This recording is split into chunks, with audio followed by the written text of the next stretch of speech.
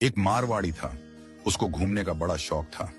अब वो घूमते घूमते एक ऐसे राज्य में चला गया जहां पर क्या था, हर 5 साल में राजा चुना जाता था, पर चुनाव का तरीका अनोखा था।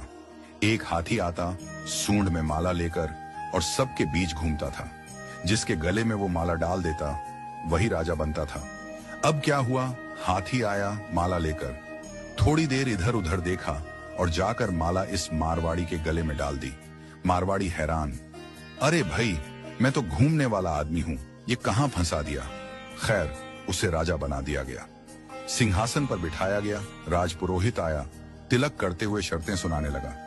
भैया, आपको 5 साल के लिए राजा बनाया जा रहा है, लेकिन 5 साल पूरे होते ही आपको यहां से सैकड़ों किलोमीटर दूर एक उफनती नदी के किनारे छोड़ दिया जाएगा।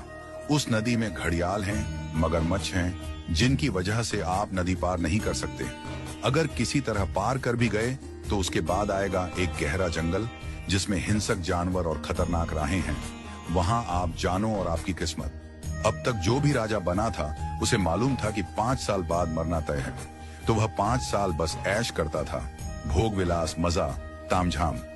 लेकिन यह मारवाड़ी अलग निकला।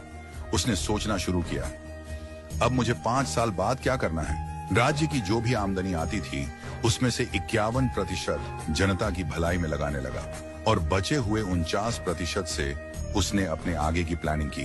पहले साल उसने नदी पर एक पुल बनवाया, दूसरे साल उस पार के जंगल को साफ करवाया, खेती के लायक जमीन बनवाई, तीसरे साल वहां सड़कें बनवाई, लोग वहां बसने लगे, गांव और मोहल्ले बनने लगे।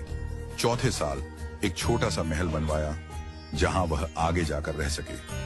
5वें साल अपने जीवन भर का खर्च, जरूरी चीजें, अनाज, सब कुछ वहां स्टोर करवा दिया। अब 5 साल पूरे हो गए। परंपरा के अनुसार लोग उसे ढोल नगाड़ों के साथ विदा करने आए। लोगों की आंखों में आंसू थे। कहने लगे, ऐसा राजा हमने पहले कभी नहीं देखा। वो राजा था मारवाड़ी, शांत मुस्कान के साथ सबको प्रणाम किया और उस पुल पर चढ़ गया जो उसने खुद बनवाया था। लोग अवाक रह गए। हजारों राजा आए गए, मारे गए, लेकिन ये पहला राजा था जो भवसागर को पार कर गया।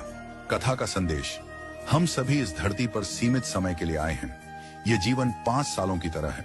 जो इस समय को मौज में घंवा देता है वो अंत में उस भवसागर में गिरता है जहां मगरमच्छ, घड़ियाल, दुख और पीड़ा है।